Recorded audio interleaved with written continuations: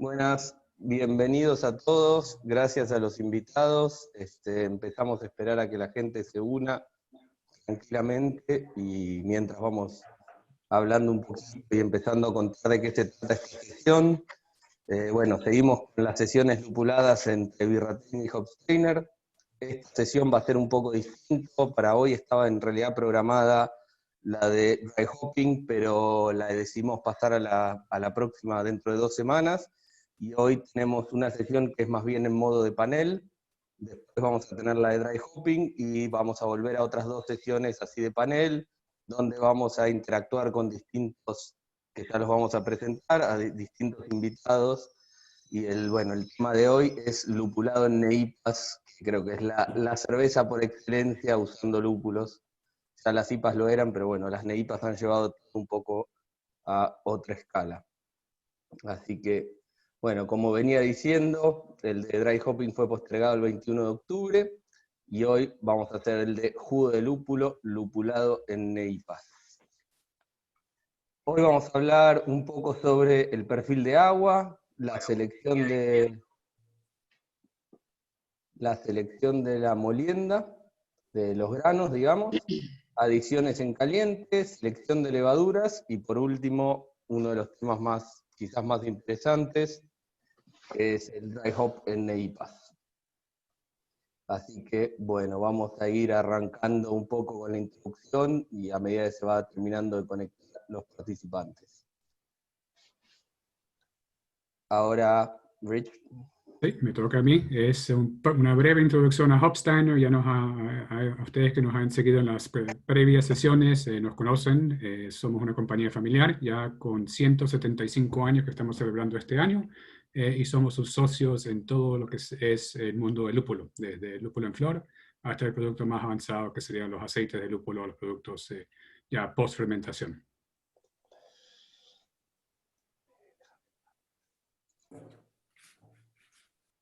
Bueno, yo soy Leandro, también nos hemos presentado en las otras sesiones, así que vamos a ser breves.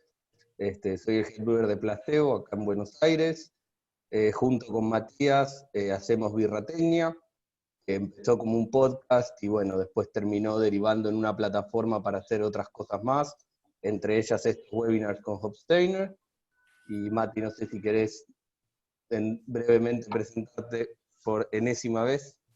Bueno, yo Mati de Dos Dingos y además Birrategna y nada, eso, creo que estamos.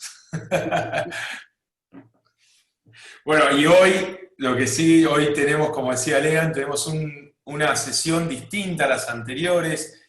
Esta es en modo panel, es decir, que vamos a abrir discusiones, puntos de discusión, en el que vamos a ver los distintos enfoques de cervecerías que hacen esto muy bien. O sea, cervecerías y personas con mucha experiencia en esto que saben jugar con el lúpulo y lograr estos jugos de lúpulo de las neipas. Por un lado, tenemos a Fran y a Guille Sánchez, de Uruguay, de Montevideo, de la cervecería Malafama. También tienen un pub en Punta del Este, por allí.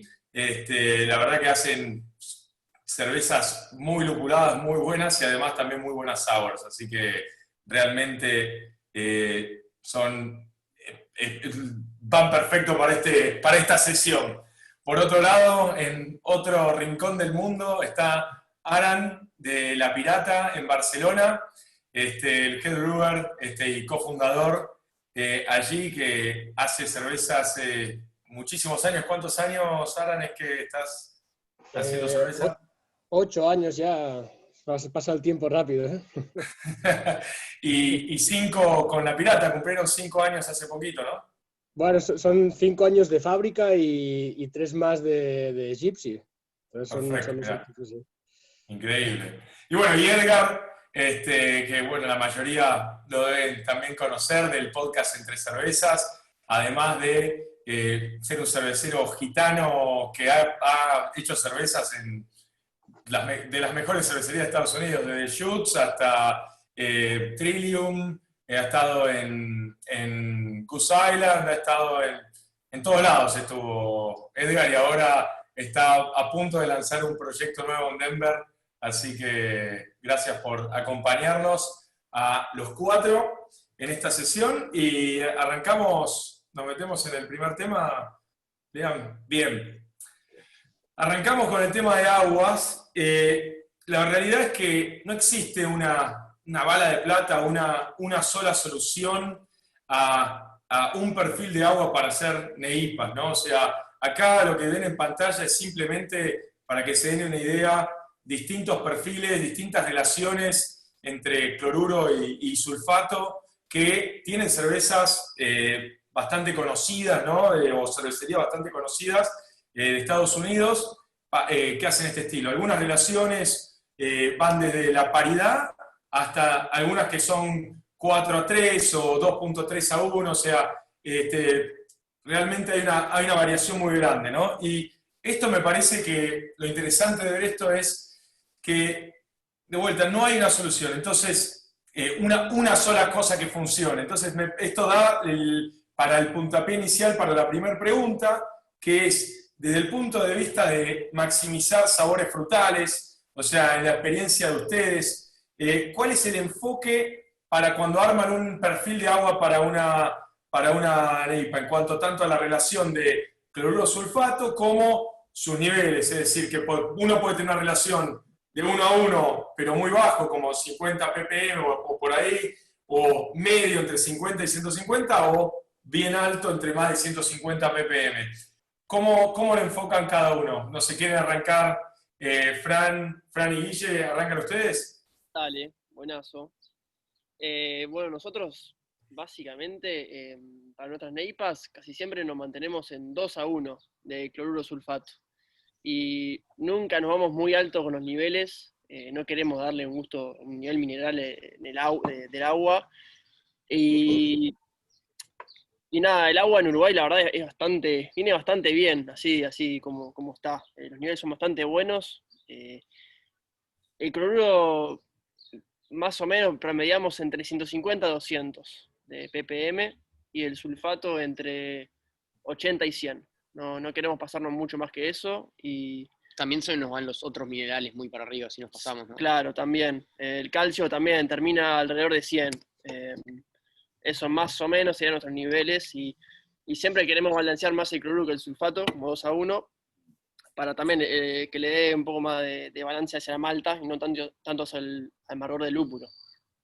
Más o menos. ¿Y más o menos lo mantienen siempre en el mismo, o sea, en el mismo rango en la general, o dependiendo qué tipo de NEIPA hacen, levantan o bajan? Por lo general lo mantenemos así. Sí, por lo general sí. Okay. Nos mantenemos. Sí. ¿Aran? Sí, bueno, nosotros tenemos un agua muy dura aquí en el Mediterráneo y lo que tenemos que hacer es tratamos siempre el agua osmotizamos. Entonces, bueno, a partir del agua osmotizada tratamos según receta y según perfil que buscamos. En el caso de NEIPAs vamos a 150 o un poquito más de ppm de cloruros y la relación con sulfato sería alrededor de 3-1, incluso a veces 4-1. O sea, vamos un poco más altos, ¿eh? Mirá. Y por allí, Edgar, ¿qué es más o menos lo que, en tu experiencia, qué es lo que hacían ustedes por allá cuando apuntás a una NEIPA? Pues, para empezar, o sea, definíamos, nosotros lo hacíamos por todo basado como en la levadura y en los lúpulos. Entonces, primero íbamos a definir cuántas generaciones íbamos a más o menos usar esa levadura o cuántas generaciones nos tenía que dar esa levadura. Y en base a eso enfocábamos un poquito la relación calcio-magnesio, porque se viene siendo muy competitiva y después hace que las levaduras no funcionen. De hecho, es muy famoso que las levaduras NEIPAs no te lleguen más de 5 o 7 generaciones. Después de 5 o 7 generaciones ya la levadura ya no te puede hacer. Después también tenemos cosas muy similares a lo que estaban comentando Francisco. Sí, nosotros también tenemos aproximadamente una relación a 2-1 y andamos por ahí de los 100 ppm, obviamente todo hacia los cloratos. Una vez teniendo esa relación, pues ya definimos los lúpulos. Algo que hacemos mucho en Trillium antes bueno, todavía aún se sigue haciendo, tenemos lo que es la serie de los Streets, que viene siendo Congress Street, que viene siendo Farnsworth Street, vienen siendo todas las NEIPAs de Trillium, viene, o sea, un nombre y la calle, ¿no? Sí, sí, sí. Y son puras calles de ahí, de la zona. Entonces, lo que se hizo en esos casos fue definir un poquitito más de clorato. Creo que andamos en los 150 en esos. Andaba buscando ahorita la receta, pero no la encontré. Y se definía, o sea, la malta base y todo. Y era una receta completamente base, ¿no? Y al final nada más era una cantidad específica de lúpulo que se le agrega. Y hacían, no sé, eso es lo que odio de pensar en inglés y hablar español, porque lo pienso en libras por barril. Entonces andábamos por ahí de 5 libras por barril más o menos de lúpulo. 20 gramos por litro más o menos. 20 gramos por litro. Más o menos. Y ya, o sea, la receta ya está definida, ya tiene todos los pasos, y ya nada más es cosa de echar el lúpulo que se desea, ¿no? De la cerveza, porque cada una de las streets, cada una de las cervezas tiene un lúpulo distinto. Bien. Bueno, me parece interesante, nada, eso, que hay distintos puntos, ¿no? O sea, a ver, en general, todos, y también yo personalmente en Dos Gringos, hacemos unas relaciones parecidas, o sea, tal vez no tan alta como las que dijo Aaron, pero parecidas a la de Fran y Guille y Edgar. Estamos alrededor de un 2-1 cuando apuntamos a una NEIPA, y hemos jugado con niveles desde los 150, o es más, no, desde más alto, 250, que cuando llegamos a esos niveles empezamos a encontrar un gustito un poco mineral, un poco pastoso, y por eso bajamos y nos sentimos más cómodos. Estamos te diría, desde 50 a 150, y dependiendo de cuanto menos alcohol tenga la cerveza, vamos más alto en ese nivel, ¿no? Vamos más tirando de 150, y si está más alto, vamos más cerca del 50, en Dos Gringos por lo menos. Así que, nada, interesante. Vamos al siguiente. Bien, bueno, hablando de granos, y cuando nos ponemos en granos con la molienda en NEIPAs, lo primero que viene a la cabeza es el uso de avena, ¿no? La avena, mucho se habla de la sedosidad que produce la avena, y que nos tientan porque queremos lograr ese mouthfeel, como esa sensación en boca bien grande, a usar un porcentaje muy grande de la molienda, ¿no? Pero también hay que tener en cuenta varias investigaciones que hay, que por un lado, ¿no? La avena agrega una gran cantidad de betaglucanos. Es un estudio de Schnitzenbauer que demuestra que un 10% de la avena reemplazada por malta, de malta de cebada reemplazada por avena, incrementa 20 veces el nivel de betaglucanos. Y si vamos a un 40% de avena, sube 100 veces el nivel de betaglucanos, ¿no? Y cosas a tener en cuenta: ese incremento de betaglucanos tan grande, por un lado, nos puede complicar fuerte el día de cocción. Para eso se pueden usar estrategias que pueden mitigar las cosas, como usar cascarilla de arroz, como, bueno, el diseño del equipo, como una temperatura, o hacerle un mash out para bajarle la viscosidad al mosto. Por otro lado, hay estudios como, por ejemplo, el estudio de O'Neill y Castro, que muestran que cuando hay una gran cantidad de betaglucanos, para que se queden retenidos más cantidad de hidrocarburos como el mirceno, el cual tiene sabores más como a madera, verde, ¿no? Entonces, potencialmente, si subimos demasiado el nivel de betaglucanos, podemos llegar a, combinado con lúpulos que tienen niveles muy altos de mirceno, podemos llegar a terminar con niveles de mirceno muy altos en las cervezas. También otras investigaciones, como la de Close o la del Vox, muestran que las proteínas largas de los granos no malteados, incluyendo la avena, realmente decantan más rápido que las proteínas más cortas. O sea, esto un poco contrario a lo que pensamos muchas veces de agregar más proteína al mosto para tener más turbidez, ¿no? Más ese haze o esa turbidez. A veces cuando te pasás pasa lo contrario y decanta más rápido, ¿no? Por lo menos estos son lo que prueban, lo que mostraron estos estudios, no necesariamente puede haber otras condiciones que hagan que esto no acontezca, pero el estudio lo que prueba es, si vos tenés una cantidad más alta de grano no malteado, básicamente tienen más peso, entonces decantan más rápido eso y podemos llegar a tener menos turbidez permanente en la cerveza. Si nosotros queremos garantizar una turbidez permanente en una NEIPA, tal vez hay un punto en el medio y no pasarnos tanto de ese nivel de avena. Y por otro lado está el tema de la estabilidad. Está el estudio que hizo Bamford con el Papa de la espuma, con Porter en el 2016, que se puede ver muy fácil ahí, por ejemplo, en esa tabla, los ppm de manganeso que tienen los distintos granos, y pueden ver como Oats Flake, que es la avena arrollada, tiene 53 ppm de manganeso, comparado con maltas de cebada que están alrededor de los 15. Es decir que, y bueno, el manganeso o sea, que tener más cantidad de manganeso está directamente relacionado con el envejecimiento prematuro de una cerveza, ¿no? Esto, de cierta manera, puede llegar también a explicar el por qué las NEIPAs tienen realmente una durabilidad un poco más corta que una West Coast, una cerveza que no tenga avena, entre otras cosas, ¿no? Pero bueno, a pesar de todas estas cosas, todos creo que seguimos usando avena en un porcentaje u otro.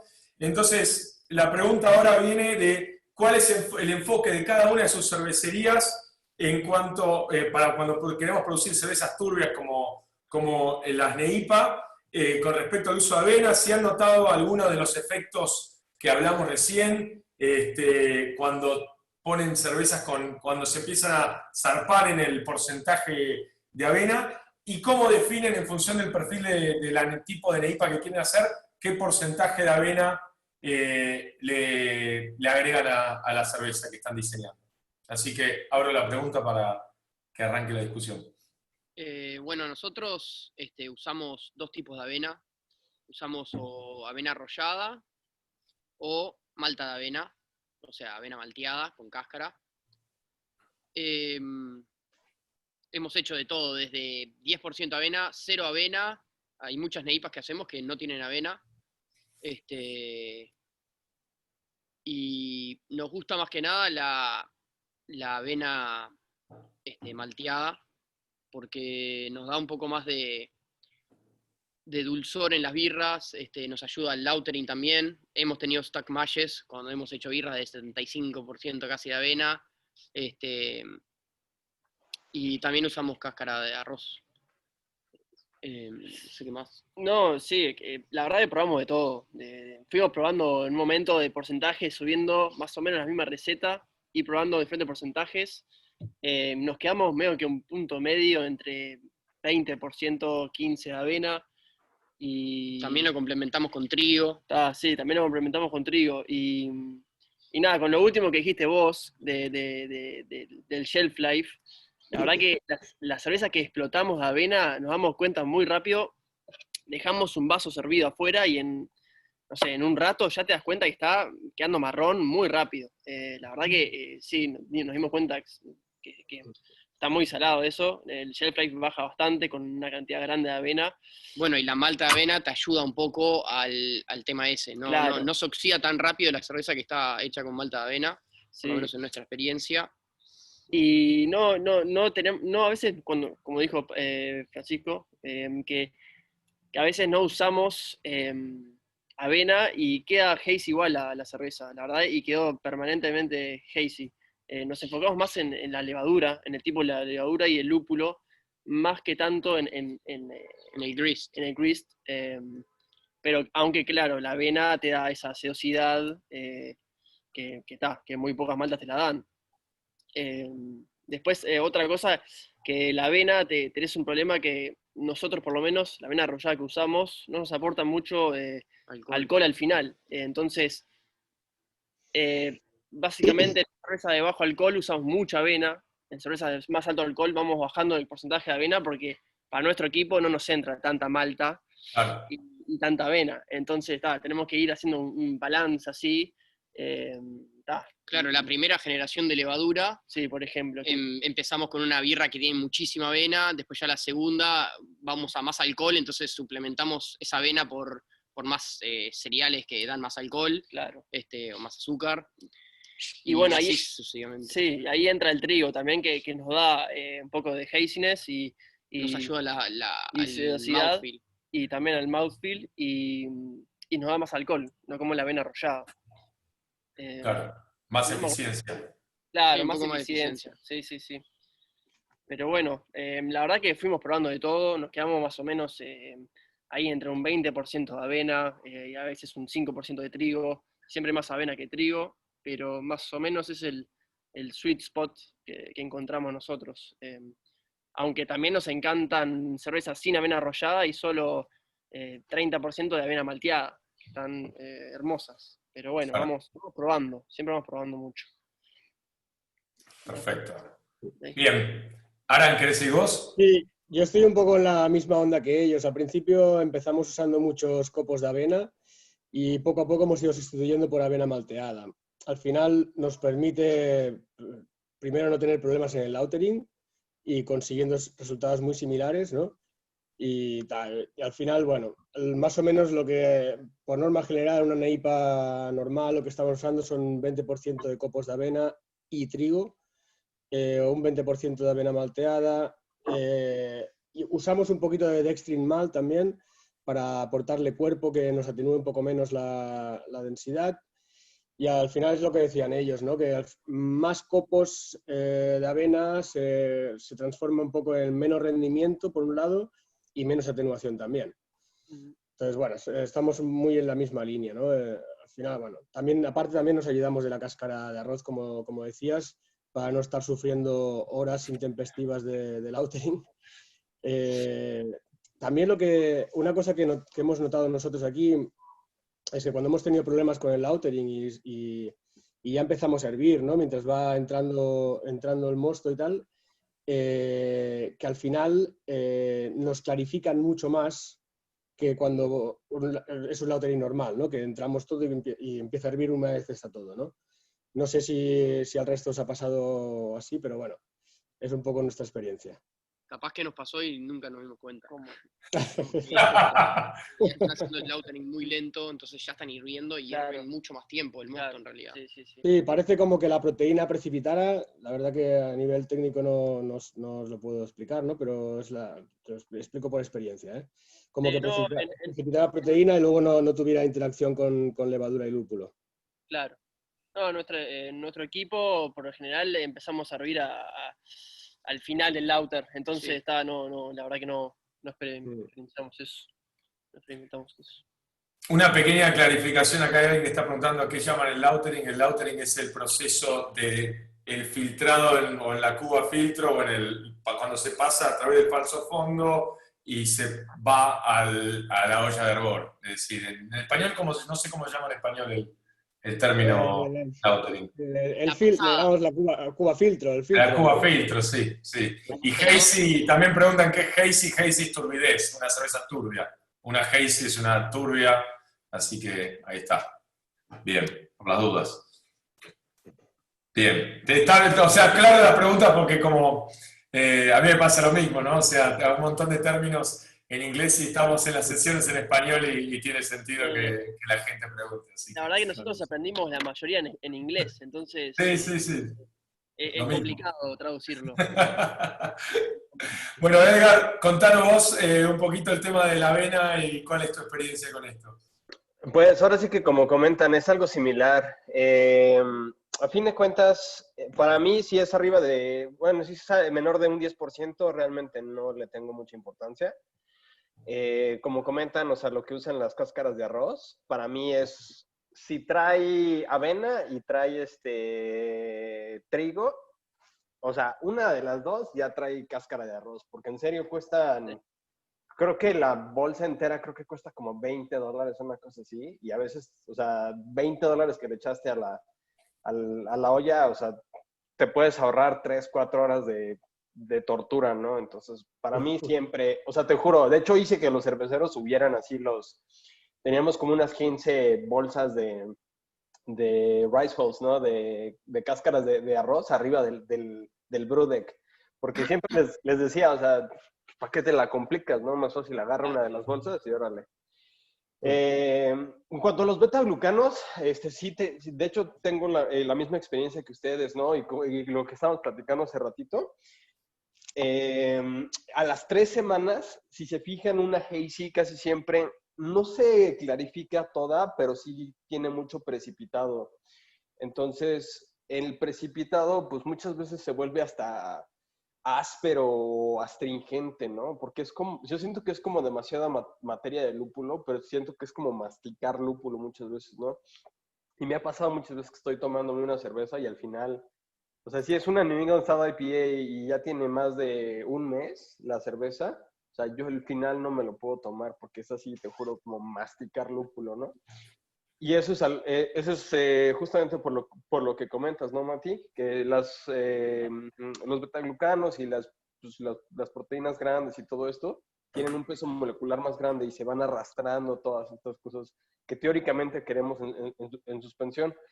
Para mí, si subo más de un 15% de avena, o ya sea, concuerdo con ellos, yo prefiero 1000 veces avena malteada. Utilizo mucho la OIO, es la Malt Oat de OIO, así se llama la marca.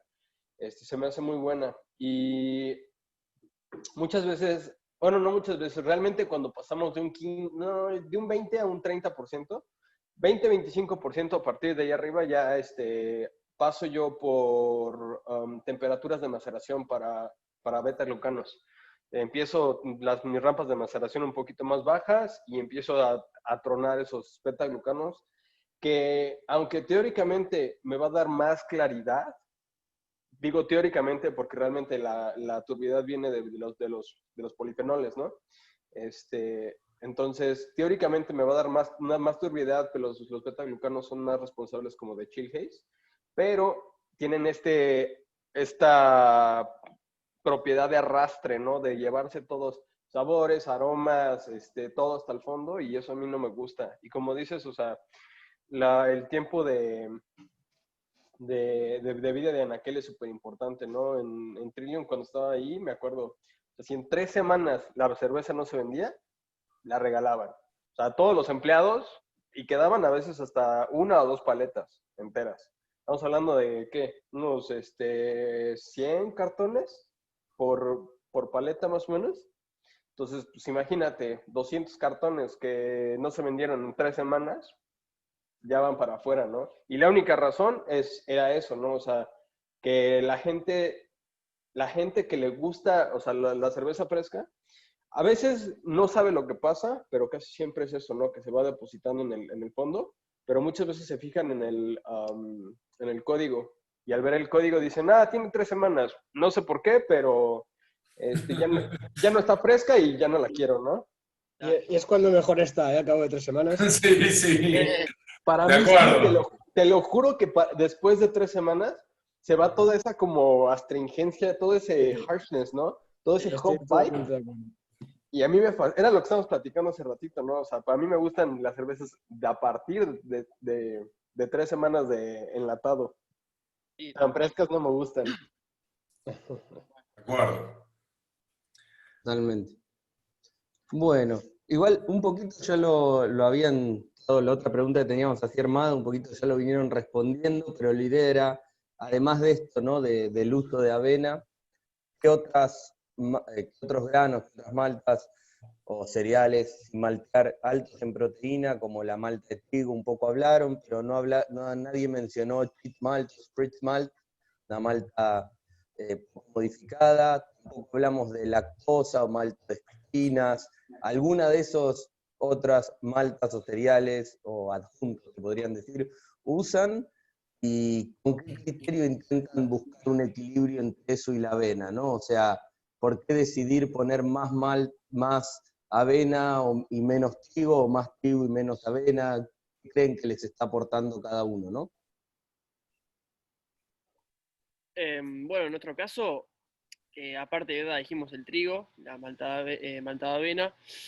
Usamos alguna vez el Torrefied Wheat, que es... Como, ¿cómo se dice? como en el Tri- microondas, ¿Cómo se dice en español? Me olvidé. Trigo Burgol, ¿no se dice? No, no es el Burgol, eh, Me olvidé. Torreficado.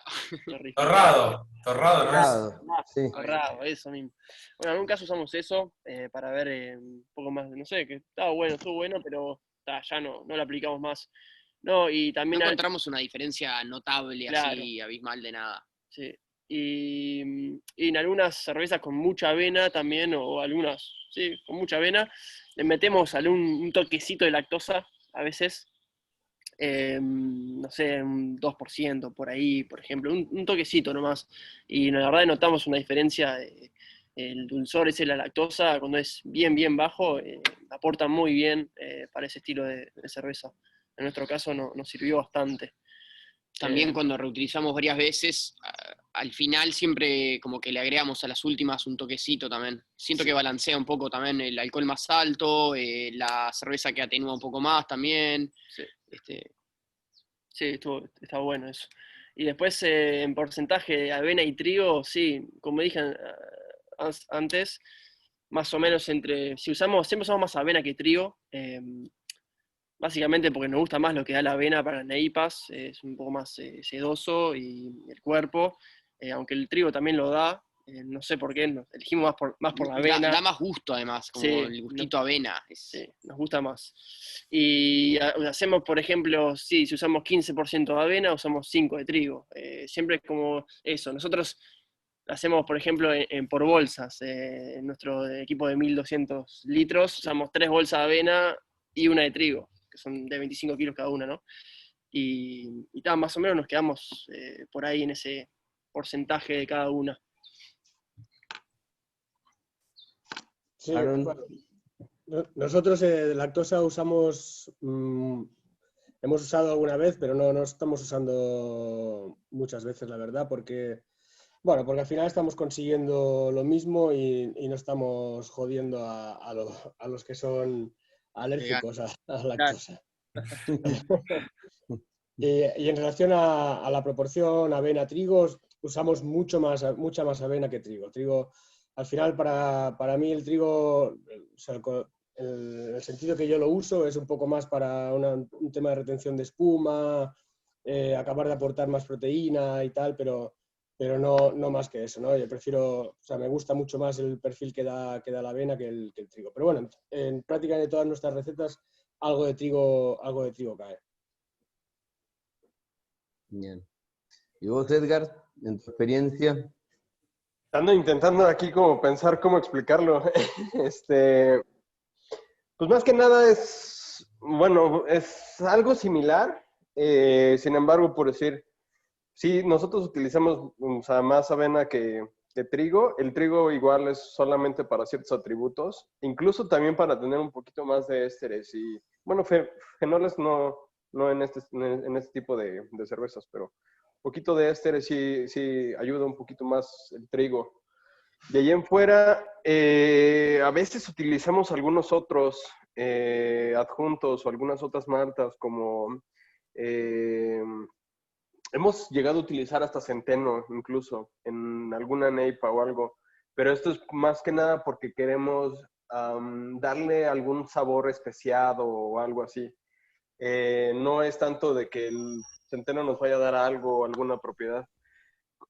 Igual a lo que comentan ustedes es principalmente la avena es para el mouthfeel, ¿no? Esta sedosidad, yo le llamo puffiness, ¿no? Que se siente así como puffy la cerveza, y el trigo pues igual para retención de espuma, y también para por el alto contenido de los polifenoles, ¿no? Y una cosa que se me olvidó comentar, últimamente también estamos usando un poco de Golden Naked Oats, que es, nosotros usamos Simpson Malt, no sé si conocen la malta esta. Es avena malteada y luego en plan crystal, como si fuera una caramalt, pero de avena, que nos da un poquito de color también y seguimos aportando la avena malteada. Bien, está bueno eso.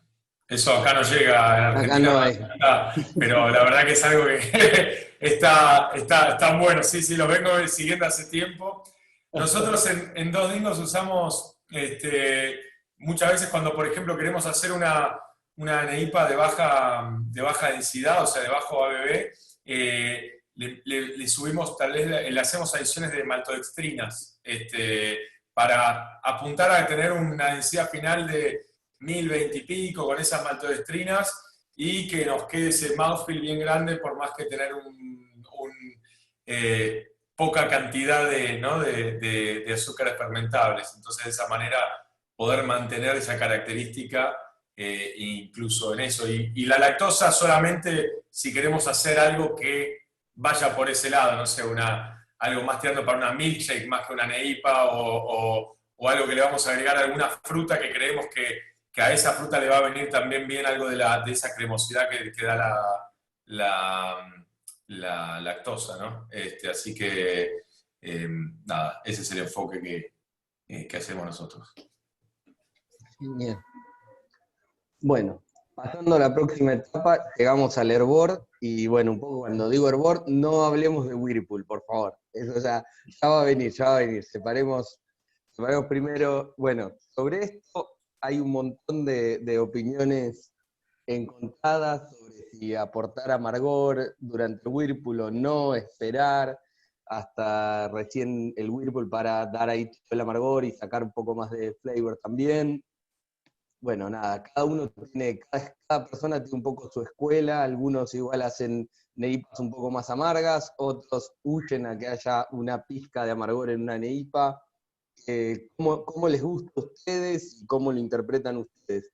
¿Hacen adiciones durante el hervor, digamos, para este tipo de cervezas? Sí, siempre hacemos First Word Hop, buscamos más o menos 10 IBU, y después, por lo general, no echamos nada más, ¿no? No, le damos ahí un toque en el First Word para darle... balance. Sí, sentimos que es clave, que darle un poco de balance ahí, un poquito de amargor que tener ahí en First Word. Sí, después nunca, la verdad que hemos probado una vez, un poquito, no sé, alrededor de los 30, 60, un poco más de IBU, pero preferimos un poco menos amarga a nuestras neipas y también bueno, con el amargor que se le da en las otras partes de los agregados de lúpulo, ya como que ya llegamos al total que queremos. Entonces, un toquecito al principio nomás. También te va a ayudar al boil over, digamos. También. Por eso usamos Firm Cup. Sí. Nosotros, en nuestro caso, para neipas no solemos hacer ninguna adición de lúpulo en la cocción. En dobles IPAs y triples IPAs, cuando Hazy's me refiero, ahí sí que, no en todas las DIPAs, pero sí en todas las CIPAs, añadimos un poquito de lúpulo para añadir un poquito de amargor, para que compense un poco con la cantidad de alcohol que va a tener. Pero para neipas, así estamos hablando de entre 6 y 7 grados, no usamos nada, no añadimos nada. ¿Y Edgar? Estoy pensando. Es que la verdad, o sea, si me preguntas a mí ahorita vamos a hacer una cerveza, voy a meter First Word Hopping. O sea, igual que Francisco y Guille. Yo metería un 30% de mis adiciones de lúpulo, o sea, literalmente mezcladas para First Word Hopping, y de ahí sí me brincaría. Aquí es mi lado West Coast, o sea, diciéndome, tienes que meterles lúpulos, pero, pues como les decía, ¿no? O sea, he tenido un chingo tuve muchos intentos fallidos de hacer una New England Style IPA hasta que descubrí que, pues, no se le ponen lúpulos casi en el hervido. Pero sí, la única adición que yo le metería sería First Word Hopping o tal vez algo así como ZZ para un poquitito de amargor, pero te estoy hablando de 15, 20 IBUs a lo mucho, o sea, una nada tal vez. Mi Pero enfoque para es tener el... un mini backbone, digamos. Sí, sí, Mi sí. enfoque- O sea, Mi enfoque es el mismo que el de Arana. La verdad que realmente si voy a hacer, o sea, si es una neipa normalmente no la agrego, y si es una neipa más chica, incluso de una bebé más bajo, menos todavía, pero si voy a hacer una doble o una triple neipa, ahí sí empezamos a meterle tal vez algo de amargor para balancear, pero normalmente tampoco le hacemos adiciones en olla, también los que nos hace que hervimos mucho menos tiempo, ¿no? O sea, la servimos media hora normalmente. Perfecto. Y bueno, yendo a lo que es temperaturas de Whirlpool o adiciones de Whirlpool, la semana pasada, esto es algo que es un slide de la semana pasada, y lo que vimos que hubo un estudio de Santori, ¿no? Porque mucho se habla de él, que siempre cuando uno baja la temperatura del Whirlpool, va a tener sabores más frutales, ¿no? O sea, este es el típico mito, ¿no? Es que siempre a temperatura más baja uno va a sacar un aroma más frutal. Un estudio que hizo Takako de Santori, hizo 3 Whirlpool con la misma cerveza, con las mismas adiciones de lúpulo, y lo que le dio que la que tenía sabores más frutales y cítricos era la que tenía el Whirlpool a 95 grados, a 85 más floral y herbal, y a 75 más madera y menos fruta y menos floral. A ver, esto no significa que siempre va a ser así y que no sirve bajar la temperatura, pero nada, da para abrir la discusión de qué es más o menos lo que apunta y qué hace cada uno, si esta es una de las variables que consideran ustedes cuando están pensando en hacer una neipa. Sí, habría que ver bien qué lúpulos usó para eso también, para ese experimento. Y nosotros al principio no enfriábamos, después pasamos a una etapa que enfriábamos, pero es como muy engorroso estar enfriando el mosto, ¿viste? Consumís mucho más agua. Al final también nos dimos cuenta que nos gustaba eso, ¿viste? A 95 grados más o menos es cuando terminamos el Whirlpool y el stand, está más o menos en esa temperatura el mosto, y ahí es cuando cuando estamos haciendo el Whirlpool, ahí es más o menos esa temperatura que tenemos, no lo hacemos a 100, lo hacemos entre Sí, 95, 96, sí, por ahí. por ahí. Siempre usamos, o tratamos siempre de usar varios lúpulos en el Whirlpool. Sentimos que eso llega al producto final un poco mejor, más distintos aromas. O sea, siento que si usas varios tipos de lúpulo, llega como más ésteres al producto final o diferentes tipos, de más presencia al gusto del lúpulo, ¿viste? Mm. Y Sí, porque lo que no tiene unos lúpulos lo tiene el otro. Claro. Depende, uno te lo va a dar más cítrico, otro más tropical, y bueno, ahí siento que sentimos que si mezclamos 3 variedades, 4, va a como estar más completo y le va a llegar al fin y al cabo más aroma al lúpulo que queremos. Pero sí, hacemos eso, mezclamos varias variedades de lúpulo en Whirlpool, no enfriamos, no nos parece muy práctico, y la verdad que nos aburrió la parte de enfriarlo, dijimos, ya está, no queremos enfriarlo más. una paja. Y, No, ni hablar. y Sí, ta, sí. ya fue. Teníamos que tener el agua súper fría, teníamos Todos. que, viste, después capaz que no nos daba el agua fría para pasar. Dijimos, ya está, así caliente, y nos terminó gustando más. Y ta, esa fue nuestra experiencia. Bien. Vale, nosotros sí que enfriamos el Whirlpool alrededor de 80 grados, 75, 85 más o menos, y no es una elección si son 75, 85, sino es como nos va el enfriamiento, porque no tenemos tantos medios como para clavar la temperatura, ¿no?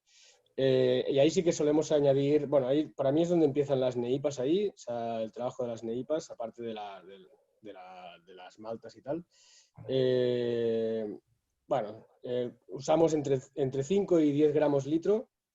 Nosotros hacemos cocciones de 2000, 2500, entonces estamos tirando entre 10 y 20 kilos de lúpulo, lo que nos da un IBU calculado. Ya sabéis que esto de los cálculos del IBU es un poco así, ¿no? Entre 20 y 40 IBUs. ¿no? Y eso es lo que luego nos va a aguantar un poco el alcohol de la cerveza, ¿no? Bueno, o sea, es nuestra experiencia y tal. En relación al tiempo de contacto, tampoco lo decidimos nosotros, sino el equipo que tenemos, ¿no? Y bueno, una vez tenemos el Whirlpool ya sobre los 80 grados, hacemos el Whirlpool con el lúpulo y dejamos reposar unos 30 minutos y luego tardamos 35 minutos más o menos en enfriar el mosto. Entonces, todo ese tiempo es el que está el lúpulo en contacto con el mosto. Una pregunta, Aran, cuando hablas del enfriado, ¿cómo ustedes lo hacen a través del enfriador de placas y vuelven a la olla de hervor? Sí, nosotros bueno, nos viene el agua no tenemos cold liquor tank propiamente dicho, tenemos un acumulador de agua. Entonces, ese agua a temperatura ambiente pasa por un intercambiador de placas que trabaja con glicol. Ese glicol enfría el agua que nos entra al intercambiador de placas con el mosto, ¿no? Y de ahí enfría el mosto. Entonces, nosotros tenemos solo 2 ollas, Mash, Lauter y Kettle Whirlpool. Entonces, lo que hacemos es coger el mosto caliente, pasarlo por el placas y volverlo a meter. Entonces tardamos unos 20-25 minutos en enfriar el mosto. Claro. Edgar.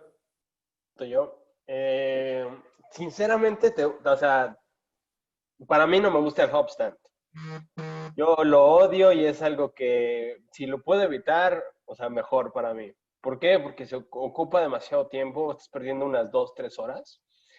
En lo que bajas la temperatura, bueno, no tanto, o sea, pero depende del sistema, ¿no? En mi sistema de 30 BBLs, que era el último que estuvimos haciendo hop stand, eran como 2 horas extras, 1 hora y media de puro, o sea, enfriarlo y en lo que le agregas el lúpulo y todo. Entonces, ese tiempo extra a mí no me gusta tanto.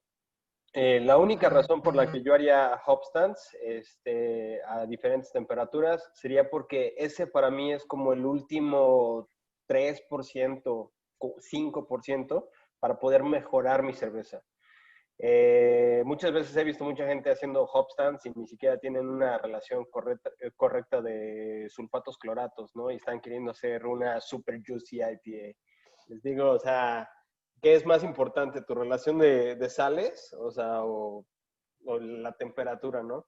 Aunque tiene mucha ciencia esto, tiene mucha verdad, porque si se fijan, el tiempo de contacto y la temperatura van a influir mucho. Si quieren correr pruebas, les recomiendo hacer una prensa francesa y metan la diferencia entre un té negro, un té verde, un té blanco y un café. Métanlos todos a 3, 5 minutos y 10 minutos en agua hirviendo y pongan a diferentes temperaturas y los sabores que te dan son completamente distintos. Ahora, suponiendo que ya tengo mi cerveza perfecta y realmente sí tengo tiempo para hacer un hop stand, no tengo que hacer 3-4 vueltas, 3-4 cocidas en un día y le puedo agregar unas cuantas horas, ahí sí, depende mucho del perfil que estoy buscando y de los lúpulos que estoy agregando, ¿no? Porque obviamente si le meto algo más West Coast Resinosy, pues no le voy a querer sacar tanto citrusy, ¿no? Por decir a Simcoe, yo lo voy a querer sacar más como lo resinoso, lo piney, lo herbal, que lo frutal que tenga, ¿no? O sass, por decir, ese tipo de lúpulos. O sea, hay que pensar primero en el lúpulo antes de lo que queremos extraer. A mí me gustan pues las adiciones más que nada sinceramente a veces hasta dentro de Knockout las llego a hacer. En lugar de meter y esto me acordé de ti, Mati, el otro día, porque hicimos el Whirlpool y hicimos las adiciones normales en Whirlpool, pero después del intercambiador de calor, o sea, ya estábamos en temperatura, ya habíamos hecho todas las adiciones, empezamos el Knockout y después del intercambiador metí un Brink y en el Brink metí un chorro de de lúpulo y agarré una licuadora y así literalmente me puse a licuar el lúpulo y así saliendo de Knockout se fue directamente a un tanque presurizado.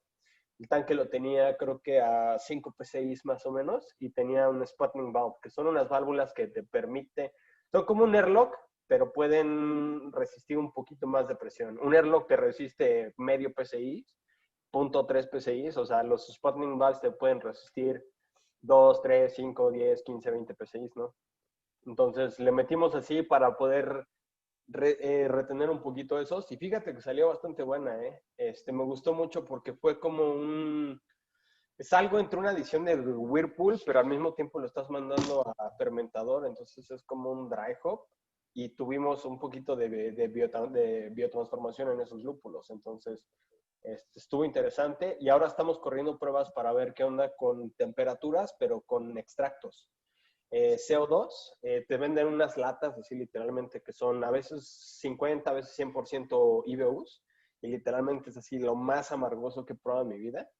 Y esas latas igual, las ponemos a diferentes temperaturas en el Knockout. A veces el Knockout conectamos el Brink y metemos eso. En lugar de meter los lúpulos, metemos literalmente una lata ahí, toda perforada. Y vamos haciendo el Knockout. O sea, al inicio, aquí es un dilema un poquito complicado en cuanto a viscosidad, ¿no? Queremos la mayor temperatura para disminuir la viscosidad porque esta cosa es una pasta. Y por otra parte, queremos la menor temperatura para poder extraer algunos de los sabores que queremos, ¿no? O sea, es una pelea que tenemos que estar haciendo, o sea, contra nosotros mismos. Con respecto a eso, Edgar, hay un producto que se llama HopFlow, que básicamente es lo mismo que decís, es extracto de CO2, pero le sacan las resinas duras, es decir, que fluye a temperatura ambiente. Entonces podés hacer lo mismo sin tener que hacer todo ese quilombo de pinchar la lata y calentarla y todo eso. Ahora sí que esa no me la sabía. Nada más, o sea, sí. Mi dilema es de que en Nueva York tenía como unas 15 cajas de extracto, entonces la verdad no era así como que me hubiera puesto a ver qué viene el mercado. Pero pues, sí, o sea, realmente están sacando nuevos productos y muy interesantes todos los, especialmente Hopsteiner, que ya tengo muchos años de conocerlos. Bueno, nosotros antes de terminar esta, rápidamente, en Dos Dingos, lo mismo, muy parecido a lo que decían Fran y Guille. Al principio bajábamos, íbamos a cerca de 70 grados, a través del intercambiador de placas. Era una fiaca, había que limpiarlo, después nos quedaba, después lo mismo, había que limpiarlo más después porque estás pasando cerveza que tiene un montón de proteína, o sea, mosto, no cerveza, pero mosto con un montón de proteína, se puede tapar. La verdad que nos dio cosa eso, empezamos a probar levantando, y lo que hacemos ahora, lo que enfriamos no es, a ver, enfriamos a 95 grados nada más, pero no enfriamos el mosto, no pasamos el mosto a través del intercambiador de placas, sino que lo que hice es modificar las recetas para terminar de hervir con una densidad más alta y le inyecto agua súper fría a través de la bomba de Whirlpool. Es decir, que le meto agua, que el agua de ósmosis, nosotros usamos también agua de ósmosis, la hacemos pasar a través del intercambiador de placas y le inyecto a 1 grado el agua a través del Whirlpool. Más o menos, en general, le pongo el mismo volumen de agua que evaporamos en la media hora que hervimos. Entonces apunto a que la densidad final de mi cerveza es igual a mi densidad inicial. Y de esta manera logramos sacarle ese eje, digamos, del hervor para que no sea la adición con un hervor tan vigoroso. Y lo llegamos a bajar a 95 grados más o menos, y ahí es donde hacemos las adiciones y el Whirlpool, pero no tenemos la necesidad de pasar el mosto a través del intercambiador de placas. Solamente hacemos pasar agua tratada, digamos, de ósmosis, que le inyectamos directamente adentro de la olla de Whirlpool y hacemos la adición a esa temperatura. Así que bueno. Y bueno, vamos a casi el último de los temas, las levas. O sea, normalmente, a ver, la mayoría, lo primero que uno piensa con las cervezas turbias es que la levadura no flocula, y no necesariamente es así. O sea, la turbidez esta permanente que se forma en este tipo de cervezas viene de las reacciones entre polifenoles y proteínas, ¿no? Lo que pasa es que lo que termina haciendo usando levaduras más floculantes es que al flocular terminan arrastrando muchas de estas otras cosas. Pero hay un estudio que hizo May, que es el director de Hofstein en lo que es investigaciones, ¿no, Rich? Sí. Bueno, hicieron este estudio que es súper interesante, que agarraron varias cervezas del mercado, cervezas neipas muy conocidas del mercado, acá no dice cuál es cuál, pero y vieron cuál es la turbidez, y como pueden ver en la primera columna, turbidez, el conteo de células, y al final dicen cuál es la contribución de esa turbidez que viene de la levadura, ¿no? De la levadura en suspensión. Y como ven, la gran mayoría, es más, hay 3 cervezas que en menos del 1%, 4 cervezas que en menos del 2%, solo una tiene un porcentaje alto del 29%, ¿no? Es decir que, en general, la turbidez de este tipo de cervezas no proviene de que esté la levadura en suspensión, sino de la misma, de estas interacciones, ¿no?, que se generan entre polifenoles y proteínas. Entonces, la pregunta que viene ahora es, ¿tuvieron en su experiencia levaduras que a pesar de producir buenos sabores para neipas, o sea, sabores frutales, esterosos, no lograron hacer cervezas turbias? O sea, acá viene por otro lado, no cuáles son buenas, sino cuáles tal vez no les sirvieron para este uso. Tal vez cada que lo usaron clarifica, ¿no? Porque la realidad es que, no sé, por lo menos a mí, cuando salgo con una cerveza jugosa al mercado, y si está clarificada, me empiezan a llegar gente que dice, no es una neipa, no es una neipa, no es una neipa. Bueno, tal vez el sabor es el mismo, pero en la percepción de la gente no es una neipa, así que es importante también saber qué levaduras no sirven para esto.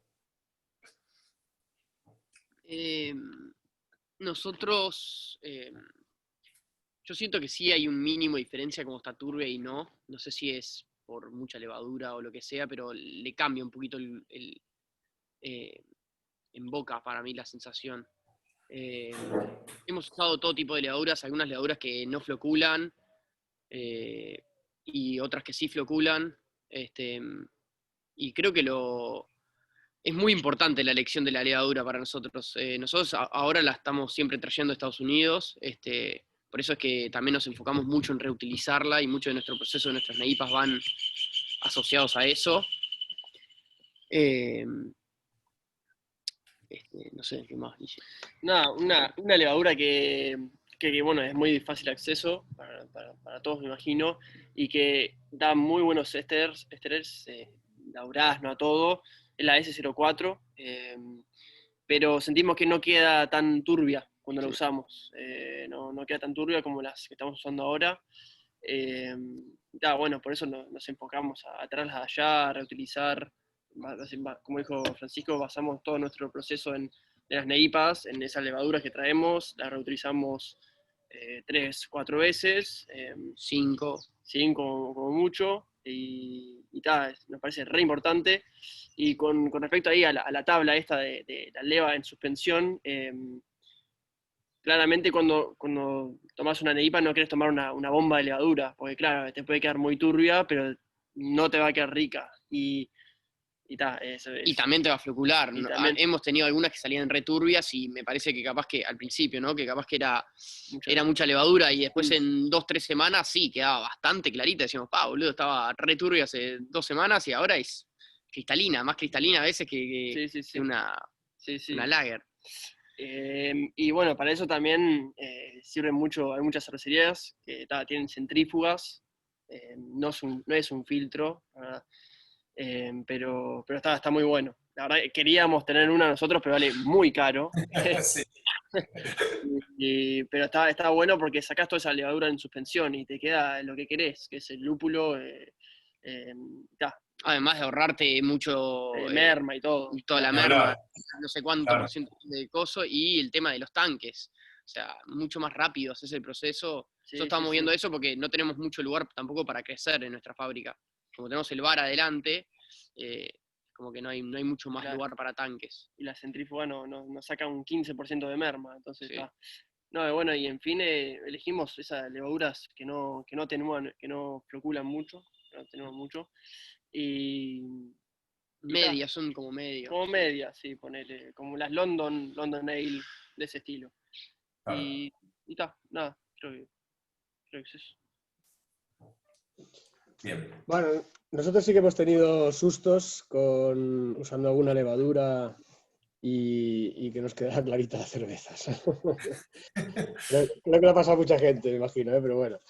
Lo que decían ellos, la levadura al final flocula. O sea, tardará más o menos, pero acabará floculando. Entonces no nos interesa que es levadura en nuestra cerveza envasada.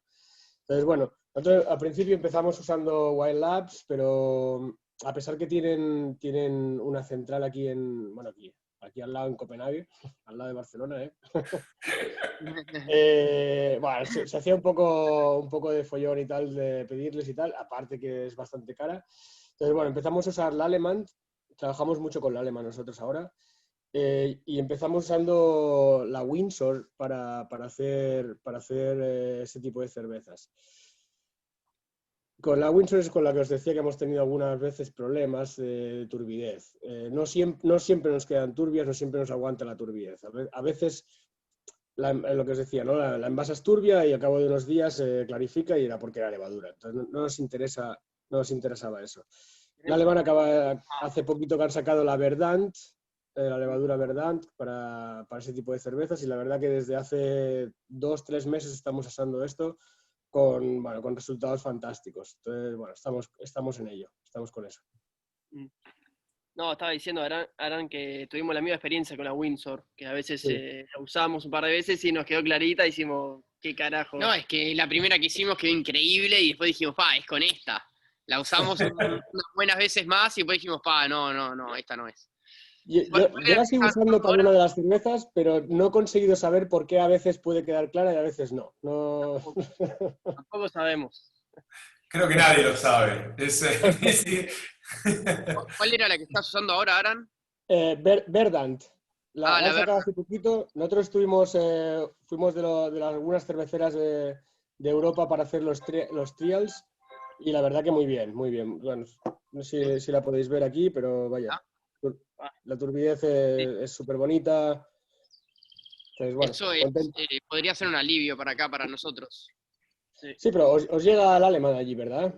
Sí, pero no, esa todavía no. Y muchas veces compro la Alemán, pero compro a través directo de Estados Unidos porque acá no sé. Vale, estará al caer entonces. Estará al caer porque es muy nueva, te digo. Es muy nueva. Yo la probé el otro día, el primer batch en Argentina, llegó hace muy poco, la verdad, y realmente, de acuerdo con Aran, por ahora no la usé tanto, no son varios meses, y solamente una cocción que hice con ese realmente me pareció lo mismo, me pareció que va muy bien. Así que, sí. Edgar. En lo personal, a mí mi levadura favorita, siempre lo he dicho y lo voy a repetir, es la 008 de White Labs, pero esa levadura no te deja las cervezas tan turbias. Se me hace raro realmente porque, o sea, utilizando la misma cantidad de avena, trigo, o sea, la misma receta, sí te quedan, o sea, supongo que es la misma levadura la que está arrastrando los polifenoles. Porque, o sea, teniendo la misma cantidad de polifenoles, sí, por decir, si utilizo, se me viene a la mente la WLP 066, que es la London Fog, o la Coastal Haze, que es la 67 de White Labs. Esas dos sí te la dejan súper turbios, ¿no? De hecho, ahorita estaba viendo, justamente buscando una foto, con la London Ale, LA3, te quedan las cervezas así, ¿no? O sea, se ven jugo de naranja casi, ¿no? O sea, lo sirves y literalmente se ven tan turbias que se ven hasta mate. O sea, no hay algo brilloso ahí, ¿no? Se ve mate completamente. En lo personal, a mí no me gustan pero tan turbias las cervezas, porque siento que traen muchas cosas en donde podemos ocultar errores, ¿no? Me pasó al inicio, hace ya unos años, apenas estaban sacando las neipas y un amigo no sabía cómo hacerlas turbias y las quería hacer turbias. Entonces lo que hacía era literalmente romper la cama del grano para aventar todas las harinas para que se fueran las harinas para hacer la turbia. Y yo así de, ¿qué estás haciendo? O sea, la cerveza no es turbia por harinas, o sea, el proceso, cuando sacas mosto, o sea, sale cristalino, ¿no? O sea, no es un mal proceso.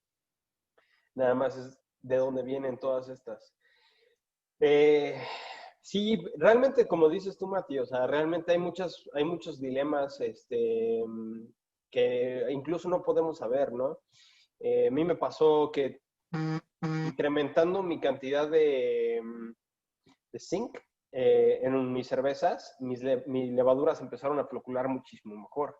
Entonces, cervezas que tenía en una turbidez media, empezaron a bajar en la turbidez. A mí, o sea, en lo personal, pues me gustó porque no me gustan opacas, me gustan, o sea, ligeramente turbias. Pero volvemos a lo mismo, yo crecí en el West Coast, para mí una cerveza IPA necesita estar cristalina casi.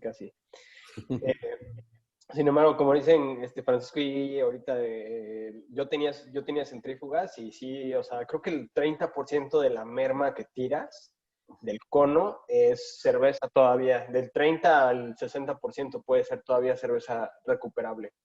Entonces, imagínate, toda esa cerveza realmente se está yendo porque la levadura se está llevando todos los compuestos, ¿no?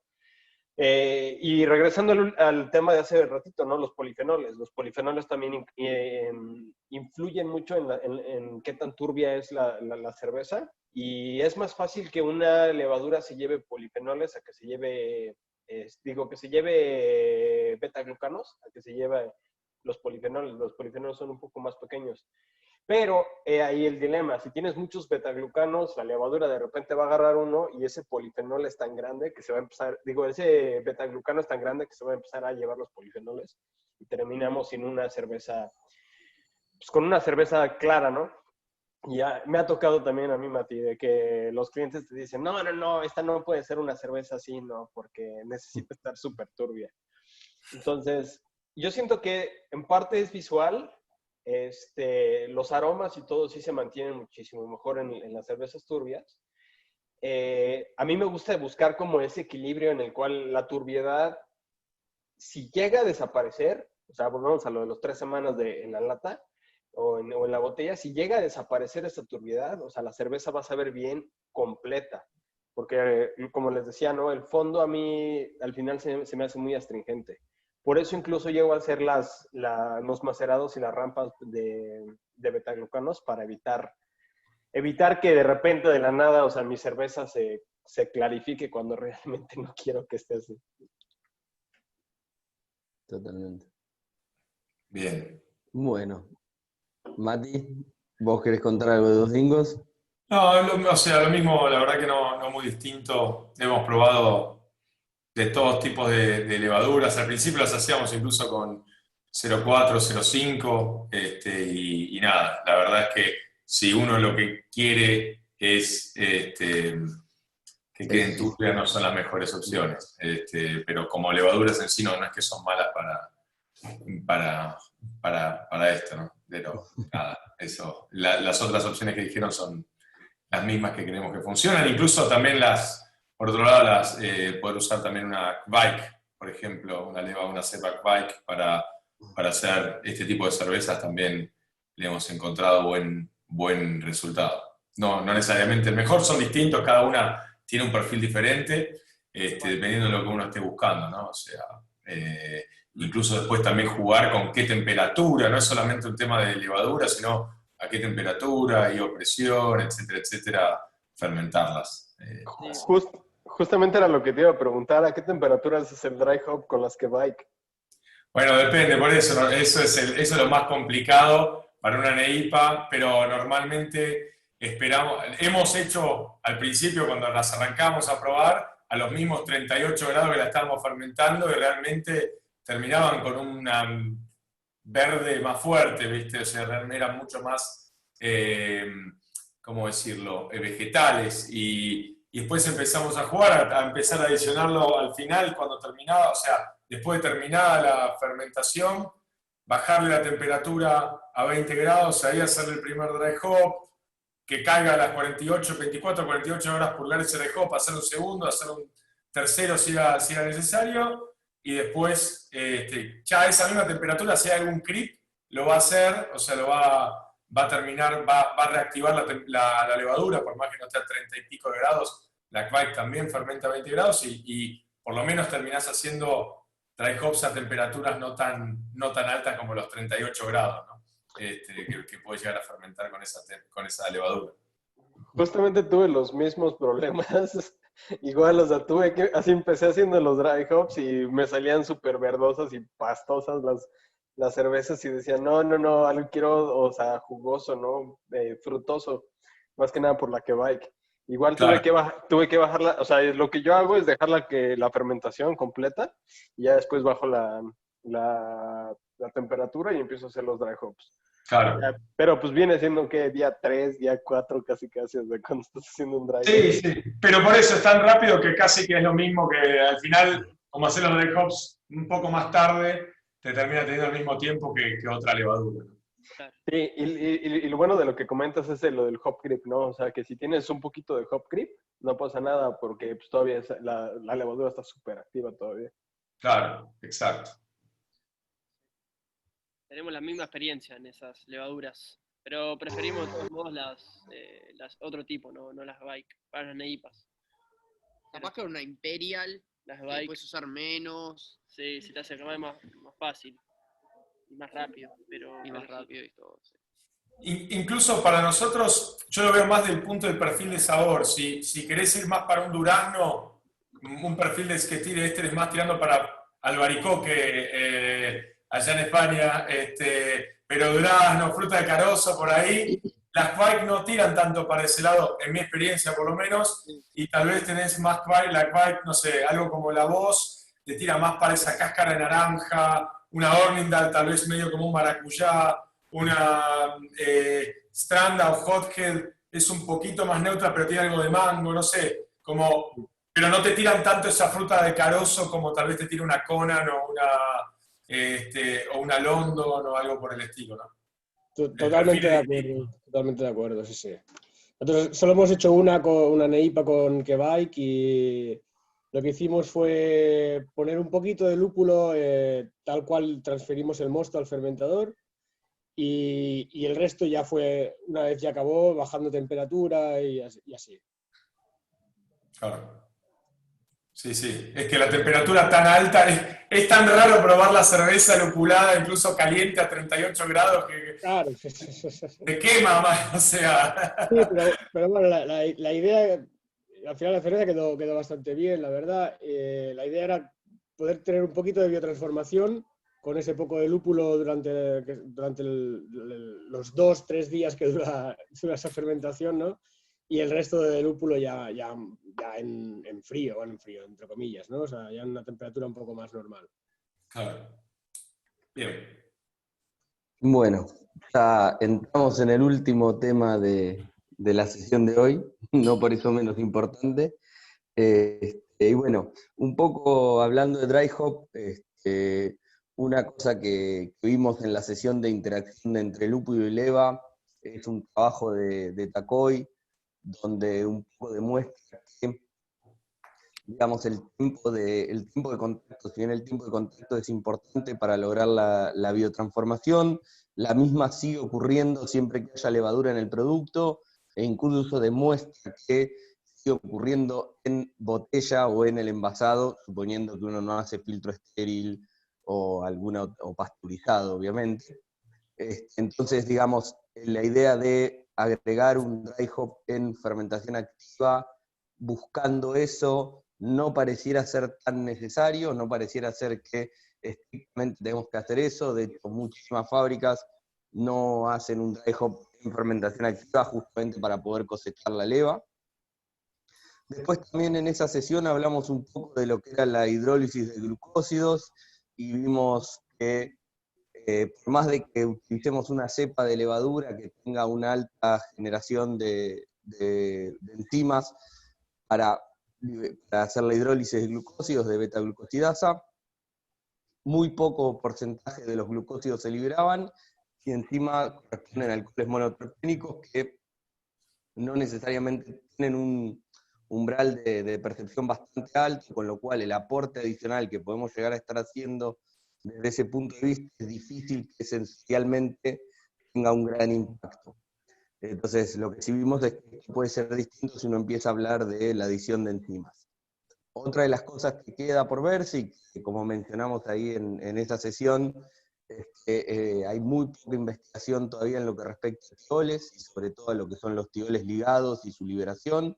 Ahí sí, dado el bajísimo umbral de percepción que tienen los tioles, cualquier mínima liberación que podamos estar haciendo puede, digamos, obviamente puede tener un impacto notable, porque, digamos, hablando de concentraciones donde los umbrales de percepción están por debajo de ppb y a veces en ppt, entonces un pequeñísimo cambio puede tener un impacto organoléptico en la cerveza. Pero bueno, por ahora no hay ningún estudio que documente que cepas tienen mayor capacidad de beta-liasa, o sea, la enzima para liberar tioles. Y entonces un poco lo que queríamos hablar con ustedes eran si utilizaban el dry hop temprano en fermentación, si no, a veces, por qué, y qué ventaja y desventaja le ven, también desde la perspectiva de cosechar levaduras. Y después un poco sobre el dry hop en general, cuánto tiempo suelen dejar el dry hop en contacto con la cerveza, obviamente, y a qué temperatura y por qué buscan una determinada temperatura, y si varían un poco la temperatura en función de los lúpulos que seleccionaron para hacer esa receta en particular. Nosotros, como dijimos anteriormente, estamos trabajando para cuidar la levadura siempre, siempre para reutilizar. Por lo general, si usamos una levadura en la fábrica, se reutiliza siempre. Entonces esperamos a que baje un poco la levadura, que esté terminando la fermentación para hacer el primer agregado. Además, cuanto menos tiempo tengamos los agregados, para nosotros es un poco mejor. Así que aprovechamos más o menos cuando está terminando la cerveza de agregar los lúpulos que tienen menor alfa-ácidos o más altos en miserin, por ejemplo, citra o algo así. También para volatilizar un poco más, sacar un poco más lo verde de esos lúpulos. Después, nada, esperamos a que termine esa refermentación que vas a tener seguro. Lo hacemos directo por arriba, abrimos el tanque, abrimos la bocha zip con CO2, siempre estamos tirando, metemos ese, esperamos a que termine la refermentación, ahí bajamos la temperatura bastante. Ya sacamos todo eso con toda la levadura, con todo. Capaz que esperamos un día o dos, a veces seguimos purgando y ahí recién le agregamos el segundo o los otros que vayamos a agregar, para que no tengan esa refermentación. Tratamos de que el segundo ya no tenga esa fermentación. Y ahí es cuando usamos los que tienen los alfa-ácidos más altos. Por ejemplo, no sé, Sabro o algo así. Sí, claro, sí. Igual que dijo Francisco, que nos preocupamos en reutilizarla. Y casi siempre el día, apenas reutilizamos, sacamos las levaduras, es el día que cocinamos otra neipa y es el día que metemos el primer dry hop, que casi siempre está alrededor de los, no sé, 20.000, 30. No, sí, grados, 18 grados de temperatura. De 18 a 23 grados. Sí, depende. Generalmente fermentamos por ahí alto, de 20 a 22, por ejemplo, y cuando va terminando la fermentación, es cuando vamos a cosechar la levadura, bajamos capaz a veces un poquito Claro, como que engañamos la levadura. Bajamos un poquito la temperatura para que lo cule un poco más, para poder cosechar, y ahí le hacemos el primer dry hop. Esa la dejamos refermentar, como dijo Francisco, sí. Después vamos purgando, metemos el segundo y el segundo lo resuspendemos algunas veces, una vez por día, o más, o 2 veces por día a veces, por 3 días. Por 3 días, no queremos más de 5 días. Si nos agarra un fin de semana que no estamos, ahí capaz que agarra 5 días en contacto, pero nunca más que eso. No queremos que empiece a dar un aroma o sabor muy pastoso, Sí. a green onion, y nada. Paja ir el sábado a purgar la birra, ¿no? No, sí, no. Y creo que más o menos así nos manejamos en el dry hop. ¿Cuántos grados le bajan cuando van a Un floccularla? grado, uno, en realidad por lo general le hacemos 1 grado y nos termina bajando 1.5, por ejemplo. Y ahí lo liberamos igual, o sea, lo dejamos que con la refermentación suba esos 2 graditos de Claro. vuelta por algún tema de diacetilo o algo.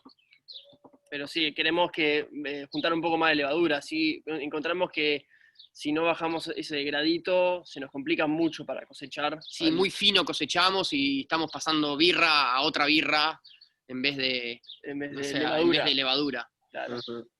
Se nos complica para cosechar la levadura. Sacamos un brink con una buena densidad y después ya el segundo es casi líquido, ¿viste? Claro. Claro. Sí, hacen el llamado soft crash, ¿no? De ese, como bajar la temperatura, pero muy poquitito, 1 gradito nada más como para que se asuste y caiga. Claro, Exacto. eso mismo. Bien. ¿Aran? Nosotros lo que solemos hacer es hacer un primer dry hopping al final de la fermentación. Antes lo hacíamos un poco antes. Ahora ya sí lo hacemos bien cuando le queda 2 platos para terminar. Antes lo hacíamos antes y lo que nos encontramos un poco era con el hop burnt, este lúpulo que quema cuando tragas la cerveza, ¿no?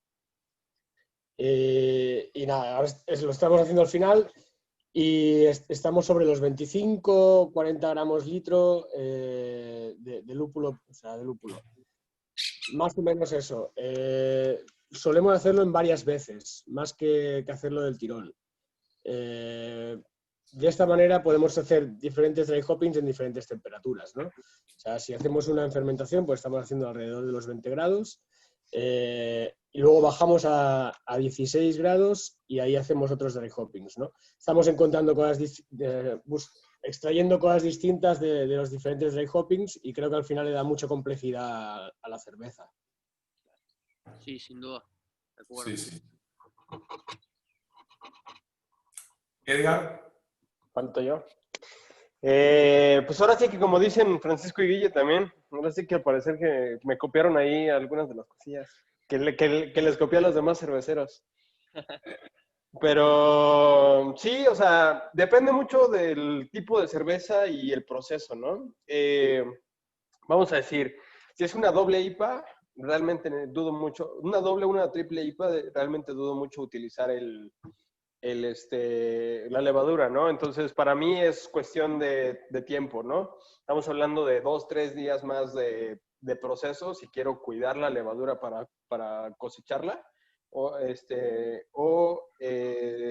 si, pues, digo, ya va para afuera, ¿no? Porque el cuidar la levadura es lo mismo, ¿no? Hay que esperar a que termine de fermentar, hacerle ese soft crash, sacar la levadura, ¿no? Pero si ya no voy a reutilizar la levadura, en lo personal, para mí es importante por el tamaño, ¿no? Entonces yo lo que tengo que hacer es ahorrarme esos 2-3 días y le aviento el dry hop para hacer biotransformación.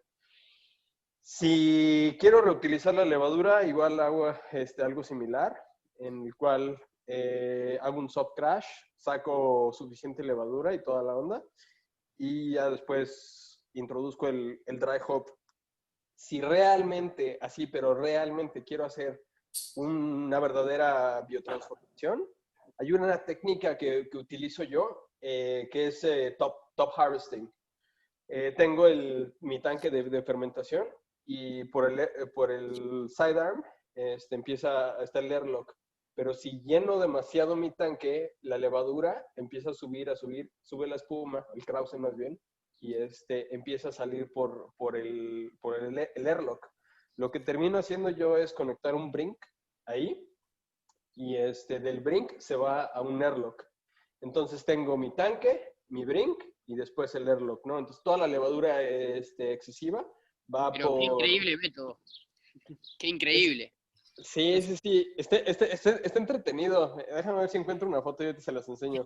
A mí siempre se nos desbordan porque llenamos muy hasta arriba, entonces siempre estamos perdiendo toda esa levadura y por lo general el bar nuestro es un desastre porque empieza a llenarse las canaletas y empieza a pasar para el bar la levadura, especialmente en las stouts y eso, ¿no? Pero para las neipas eso puede estar muy interesante. Sí, sí, sí. Justamente yo lo empecé por las neipas porque quería hacer biotransformación, pero al mismo tiempo quería, pues, hacer biotransformación, pero quería cosechar la levadura. Entonces Sí, es y un... buena viabilidad. Exactamente. Entonces, pues sí está medio complicadito, así de que nada más vamos a hacerlo directo, pero déjame ver si encuentro una foto rápida. El punto del brink ahí está sacando la levadura en el día 2, 3, o sea, no llevas tantos días de fermentación. Y para el día 4, 5, 6 ya estás metiendo el dry hop para tu biotransformación. Entonces, muchas veces la misma levadura que acabas de pichar, 24, 48 horas después ya se está saliendo de tu tanque y la puedes cosechar para volver a echar. El único problema es que sale demasiado fluffy. Entonces, vas a obtener, yo creo que una tercera parte o la mitad, si bien te va, de tu brink. Conectamos 2 brinks juntos. Si conectas 2 brinks juntos, o sea, si tienes 2 brinks juntos, adelante. La verdad, Bueno, sí es la sí, técnica, en mi caso muy parecido a lo que dijo Aaron, o sea, realmente nosotros al principio cuando estaba en todo ese buzz, ¿no? De esa como moda de la biotransformación y que era una caja negra, realmente hacíamos muchas lupulaciones tempranas y la empezamos a dejar de hacer bastante porque encontramos lo mismo, ese mismo hop bite, ese picor, ¿no? del lúpulo de la cerveza final, lo empezamos a dejar de hacer, más incluso cuando empezamos a hacer todos los estudios con Lean para la publicación que hicimos en el MBAA sobre la realidad de que la biotransformación sucede por más que lo agregues en plena fermentación o al final, por lo menos la única biotransformación que se sabe que realmente está pasando, que es la biotransformación de monoterpenoides, ¿no? Entonces, la de glucósido se sabe que tiene muy poco impacto, salvo que agreguemos enzimas, y la de tioles todavía no se sabe, así que esa tal vez puede llegar a ser que cambie o no cambie, pero hoy realmente no lo sabemos. Así que agregar algo para mí, para tirar a una caja negra que no sabes si va a funcionar o no, o si es un mito o no es un mito, pero lo que sí siento es que me da más hard si necesito acondicionarlas tal vez 2 o 3 semanas más, prefiero no hacerlo tanto y dejarlo más para terminar de fermentar, o tal vez si hago 2 o 3 dry hops, el primero va justo cuando faltan los últimos puntitos de la fermentación, el último plato de fermentación, después el segundo va justo cuando terminó y si hay un tercero a una temperatura más baja. Pero sí, y si quiero reutilizar me pasa lo mismo que a Fran y a Guille, mala fama, que tengo que estirar los ciclos mucho más tiempo, ¿no? Y se empieza a poner tedioso desde ese punto de vista la planificación de producción. Sí, igual. De hecho, se apagó el mismo celular. Sí encontré mi esta cosa. Ahí se ve el brink, aquí se ve la manguera que va al sidearm. Y de esta tengo la manguera que va al airlock. Entonces así literalmente es como lo conectas y ya puedes hacer tu harvest. Haces un top harvest. Que sinceramente, o sea, yo soy fan de la microbiología. A mí me dan muestras y a cada rato los meto en microscopio. Pero esa levadura jamás la meto en microscopio a menos que sea para conteo. O sea, para ver cuánta cantidad tengo de levadura. Pero esa levadura siempre sale 99, 100% así de que...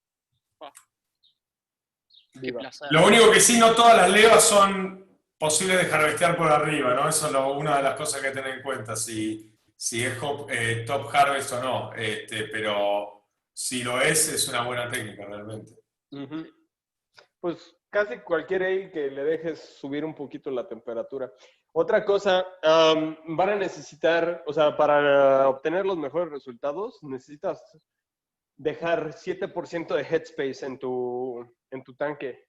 Los tanques están diseñados para tener aproximadamente entre un 15 a un 20% de headspace. Entonces, hay que saber exactamente. Y además, el punto es saber si está saliendo del spray ball o está saliendo del sideport. El sideport siempre está más arriba, ¿no? Entonces, para los mejores resultados hay que ver cuánto volumen tenemos antes de que empiece a salir del fermentador y un 7% por ahí más o menos de headspace nada más. Porque si no, toda la levadura que vamos a estar cosechando es levadura que estamos perdiendo. Y después vamos a necesitar hacer los cálculos para el pitch, porque aunque hacemos un pitch de un billón de células por grado Prato, por bla, bla, bla, bla, bla, bla, si se me va el 30%, voy a estar haciendo un pitch de 0.7, a fin de cuentas. Nos pasa con algunas stouts eso. Que no atenúan tanto a veces porque la llenamos mucho y mucha levadura y terminamos perdiendo la mitad. Sale por todos lados, sí. Me ha pasado a mí que, o sea, cuando les enseño muchas veces esta técnica, muchas veces los cerveceros se emocionan porque les estoy cortando casi 3 días de proceso y además les estoy cortando costos de tiempo y de levadura. Entonces se emocionan y empiezan así a cosechar todas por arriba y de repente las cervezas todas atascadas, ¿no? Bien. Bueno, creo que charlamos un poquito de todo, ¿no? Realmente muy buena la discusión, muy buena la charla, está bueno ver distintos enfoques y cómo no es que hay una solución para todo, una sola manera de hacer las cosas, se pueden lograr muy buenas birras haciendo con cositas distintas, ¿no? Y lo bueno es que siempre todos podemos seguir aprendiendo de las experiencias de cada uno, que es lo que está bueno del espíritu colaborativo de nuestra industria. Así que gracias, les agradezco a todos por sumarse a la sesión esta. Fran y Guille, Edgar, Aran, la verdad que un placer tenerlos acá, un gusto haber tenido esta horita y media ya de charla, así que lo agradecemos y bueno, la próxima sesión, ahí como Lean está remarcando en la pantalla, acuérdense que nos salteamos una para venir a esta y la próxima vamos a la sesión específica de toda de Grand Hopping el 21 de octubre, a la misma hora, usando el mismo código de entrada y todo eso. Así que agradecemos también a toda la gente que se sumó para escucharnos y bueno, nos vemos en un par de semanitas. Gracias a todos, muchachos. Muchas gracias a todos. en serio, por la buena onda. Gracias. Un placer muy grande. Cuidaros mucho. Gracias. Cuídense, muchachos. Bueno, chicos. Hasta luego. Bueno.